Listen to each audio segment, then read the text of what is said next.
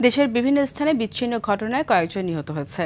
মাদারীপুরে শিবচরে ময়নাকাটা নদীতে মাছ ধরতে গিয়ে পানিতে ডুবে মোহাম্মদ আলিফ সর্দার নামে এক স্কুল ছাত্রের মৃত্যু হয়েছে। পটুয়াখালীর লোহালিয়া নদী থেকে তুহিন ও রেজাউল নামে দুই যুবকের মরদেহ উদ্ধার করেছে পুলিশ। মঙ্গলবার দিবাগত রাতে নোয়াখালীর সুবর্ণচরে গাঁজা সেবন করে দুই বন্ধুর ঝগড়ায় পুকুরের পানিতে ডুবে একজনের মৃত্যু হয়। মেহেরপুরের কালীগাংনী গ্রামে গেল রাতে বিএনপির দুপক্ষের সমর্থকদের বাঘ বিতণ্ডার মাঝে পড়ে মোফেজ আলী নামে এক কৃষকের মৃত্যু হয়েছে।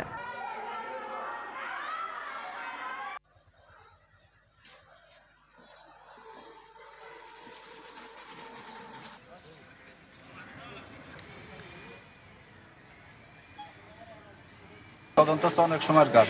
আমরা এখানে আসছি, তারা অনেকেই ধারণা করতেছে যে মারতে পারে, অনেকেই দেখি নাই, অনেকেই আবার বলছে যে মারছে, আবার অনেকেই বলছে যে মারছে মারে নাই।